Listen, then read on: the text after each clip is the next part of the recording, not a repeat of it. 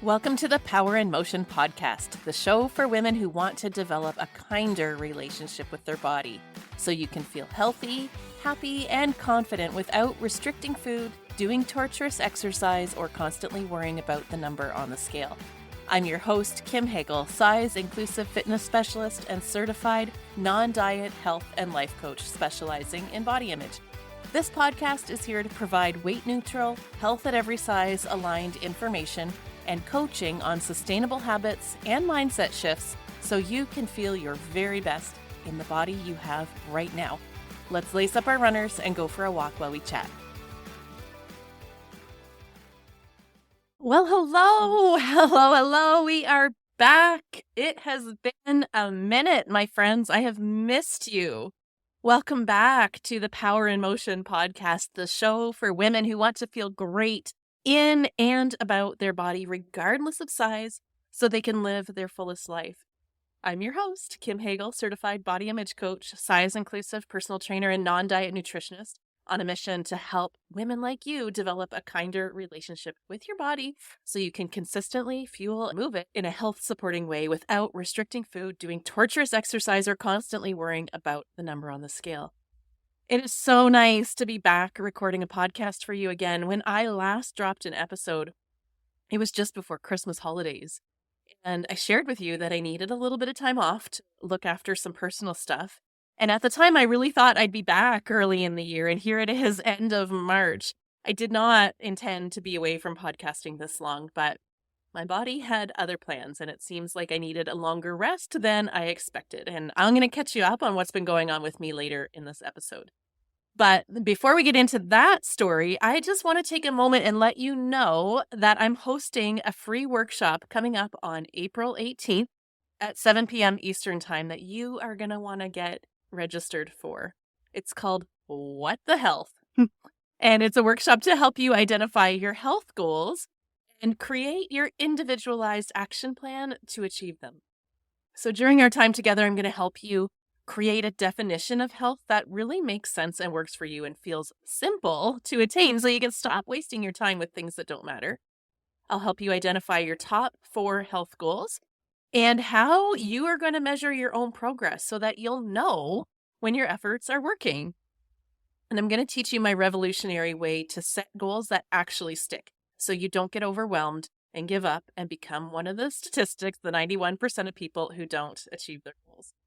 And then we're going to work together to create your own individualized action plan so that you know exactly the steps you need to take to get feeling your very best in your body. It's going to be very hands-on and practical, not a slideshow and me talking at you and telling you what to do. I'm going to be taking you through my coaching process to help you create your own goals and game plan. And there's also going to be lots of time for discussion, questions, and individual coaching too. So go ahead and sign up for that. The link is in the show notes, or you can visit my website, www.radiantvitality.ca/health. Okay, now here's the why behind this workshop. Since I talked to you last, I have been working through some health stuff of my own, and I'll share the details of that in just a second. But what really helped me through that time was knowing what mattered to me, how I wanted to feel in my body, and staying focused on the things that I can control and the lifestyle factors that would best support my body to heal and stay well. The previous version of me totally would have zeroed in on the number on the scale and been perfectionistic about food and exercise, even if that meant ignoring my hunger, pushing through when I was tired to work out, to lose weight at all costs, because that's how we're taught to manage our health. That's what I thought I had to do. And I know that's what lots of people are still doing. Whether or not it actually helps you feel better, we just do that because it's all we know. But there is another way, and I'm practicing in my day-to-day life. It's simple, it's a whole lot less stressful, and it actually works. I'm happy to report that I am feeling a whole lot better, 1,000% better. Better than I have in a really long time, actually. I feel stronger, more rested, less pain in my body, more energy. My lab results and vitals are all improved, and overall I'm just a whole lot more connected with myself in a deeper way. And I haven't lost a single pound. Not that there would be anything wrong with that. It's just not what I focused on. I focused on the habits that would really help me feel my best, and I let my weight land where it landed. And it just so happened that my weight didn't want to change.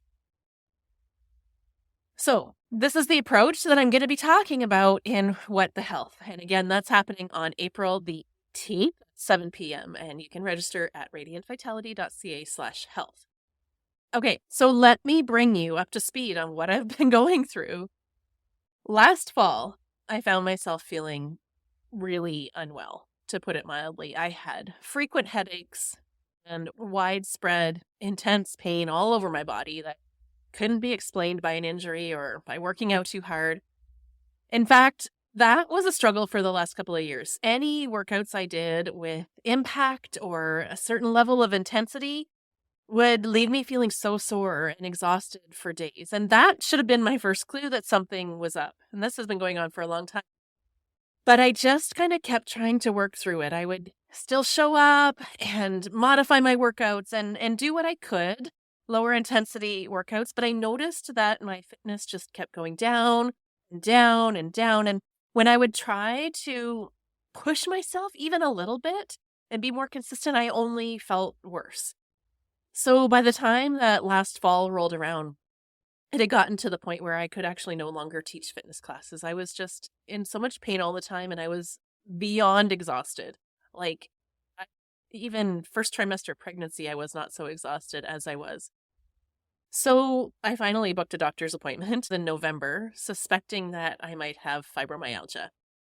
If you're wondering why I waited so long to get checked out, it's because I became aware of how many negative beliefs I have and society has about this particular disease. There is a lot of stigma and stereotypes around fibromyalgia, and I was terrified of being diagnosed with what I thought was a recipe for a life of pain, disability, being misunderstood, and feeling isolated. Now, I no longer think that way, but I realized that that way of thinking kept me from seeking help until I couldn't avoid it any longer. So, just a little bit about fibromyalgia. It is a diagnosis of exclusion. So that means everything else has to be ruled out first, and then they can give you the diagnosis of fibromyalgia. There's no blood test or imaging at this point that can clearly state, yes, you have this. So I had all of the blood work done. And when I followed up with my doctor, everything came back normal except my hemoglobin A1C, which is a measure of your blood glucose levels, like an average over the last 3 months. And I'll talk about that more in just a minute. But other than that, on paper, I looked like a perfectly healthy person. So I was then given the diagnosis of fibromyalgia. And of course, I had a million questions about fibro and what this would mean for my life. My doctor wrote me a prescription and said that he has lots of patients who have it, and most end up managing it quite well. And that was really the end of the fibromyalgia conversation. No kidding. There was a lot more I wanted to know, but my doctor then circled back to this A1C number and told me that I have prediabetes, which honestly just shocked me. I couldn't believe it. I eat a reasonably balanced diet. As you know, I practice intuitive eating. I take good care of my body with regular movement, although admittedly not as intense. Which I said to him, my lifestyle is what people would describe as healthy. So I asked, why would this be? And that's when everything kind of went for a shit. My doctor asked me to get on the scale and noted that I've gained a lot of weight since the last time I was weighed at his office, which, by the way, was at the height of my disordered eating and exercise days. And that because of all of this weight gain, I'm insulin resistant, and I would go on diabetes for sure. And that's not something any of us want to hear. So I'm telling you, I went into a freeze response. I've coached so many women through medical conversations about weight. But in that moment, I was just so blindsided. I couldn't believe what was happening.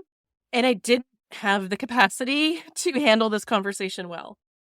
But I did say something like, but I don't know what to do. I don't believe in dieting, and I can't go back to what I was doing before when I was at that lighter weight. It was so extreme. And he said, I agree. But if your lifestyle isn't sufficient to control your weight, then we need to look at other options. At which time he recommended Ozempic. And I was like, holy shit, like this just keeps getting worse. Like, I can't believe this is happening. Like I'm telling you, it was like deer in the headlights moment. So I collected myself enough to say that I'm not interested in that. I don't want to do that. I tried to articulate why I'm against these drugs, which had arguments for. I knew I wasn't getting anywhere with that conversation that day. So I just eventually said, I need some time. I'm not making this decision today. I need to absorb everything that's happened here just now. And so he agreed to let me have 3 months and then retest my blood at that time and decide from there. So that's what was happening when I recorded my last podcast episode and said that I needed a little bit of time off to handle some personal stuff. It was a lot. I'm not going to lie. First of all, finding out that I have a chronic illness that I'm going to have to manage for life with fibromyalgia. And then this surprise diagnosis of prediabetes, it all just really threw me for a loop. So that's what I've been doing the last 3 months. I've really turned inward and let go of all non-essential activities so that I could really focus on myself and learn about my conditions. And most importantly, rest. Like I felt like I fully embodied the feel of winter, and I gave myself permission and grace to just hibernate so that I could heal and then be ready to bloom again when spring came. So one of the things I learned, one of the biggest learnings I had about fibromyalgia is that it's a nervous system disorder where, as a result of past trauma, your brain is constantly in this fight or flight mode. So anything that feels like a threat to your nervous system, and for me, those things seem to be stress, not getting enough sleep, and working my body too hard, those will exacerbate your symptoms. So I have slowed down my pace significantly. I've got laser focused on prioritizing what matters to me and letting everything else go. And practicing really, really good sleep hygiene, although that is still a work in progress. And that combined with medication has made a big difference to how I feel. And during this time, I did a lot of research about both fibromyalgia and prediabetes, and I learned so much about both that really helped me figure out what I could do to feel better without extreme diets and exercise or weight loss drugs. And it turns out there was actually a lot that was within my control that was simple to do and could really move the needle and make a big difference to how I felt. So I'm not going to get into all of the details of that today. There's a lot, but I will share more on upcoming episodes. Actually, my coach, Stephanie, wants me to come on her podcast and share about this whole experience with medical weight stigma and being told that I had to lose weight for health reasons and how I improved my health without the use of weight loss drugs or losing weight. So when that happens, I'm going to ask Stephanie to share the audio with me so that I can put it on this podcast as well, and you can hear that whole story in great detail. But long and short of it is, I did get better. I had my blood retested, and I am back in the normal range, no longer pre-diabetic. My pain is well controlled and my energy is coming back. I'm working out at a level that I haven't in a really long time, and I feel good. I feel like myself again, which just fills me with so much gratitude. Because, man, health is a gift, my friend. Like, at some point, all of us are going to face health challenges, and not all of them can be solved. Like, I'm not going to say, like, do this and do that, and you can solve all your health problems. That's a whole other conversation. But even if we do everything right, perfect health is never promised. It's not guaranteed. But I do know that it's something I'll never take for granted ever again. That's for sure. This whole journey has been deep learning experience. I've learned so much more about myself, about what health means to me, and about healthcare and advocating for myself through all of this. I've grown in self-compassion and in relationship with my body. I'm listening to my body more, and I'm prioritizing my own well-being first, even if that means I have to do less in business and life. So as a result, some things have changed in my business to allow me to continue to do this work that I am so passionate about, while allowing time for me to take care of myself. So I'm still offering one-to-one personal fitness training and body acceptance coaching, but I only have very few spots reserved for one-to-one coaches.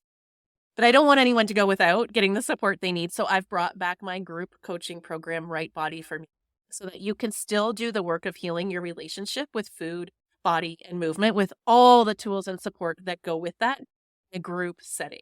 So you can learn more about what I'm currently offering on my website. I always keep radiantvitality.ca up to date. I'm ha- the Power in Motion podcast, I'm so happy to say, is here to stay, because this is my favorite way to connect with you guys and create free educational content for my audience. So podcast is remaining a priority. And I've got some really, really great episodes coming up for you. This whole experience that I've been through has given me lots of content ideas. I've connected with a slew of amazing health experts that are going to be coming on the show over the coming weeks and months. And we'll be talking about things like weight neutral health, weight loss drugs like Ozempic and Wegovy, chronic illness and being respectful to your body through all of that, insulin resistance, sleep and its role in our health.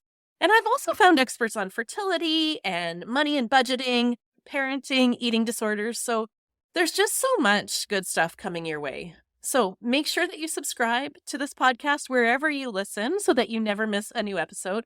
And if you have never left us a review before, it would be greatly appreciated. And please, please share. If you listen to an episode and you love it, please share it with your friends, because I really believe that what we're doing here on this show needs to be heard by more people.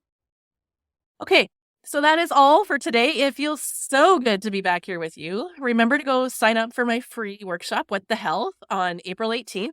Take good care of yourself, and I'll see you on the next episode. Thanks for tuning into the Power in Motion podcast today. If you love what you're learning here, then I invite you to take the next step of embodying these concepts into your own life so that you can live your healthiest, happiest life and never again feel held back by your body. Coaching is the fastest, most efficient pathway to taking what you know in your head to actually applying it and seeing results. Whether you're looking to make changes around movement, food, body image, or all three, I'm here to help you nurture a kind, respectful, and trusting relationship with your body so you can feel your very best. Click the link in the show notes to book a free consultation, and together we'll uncover what's getting in the way of you having the results you want. You'll leave this call knowing exactly what you need to work on, and together we'll explore whether one of my coaching offers is a good fit for you. I can't wait to meet you.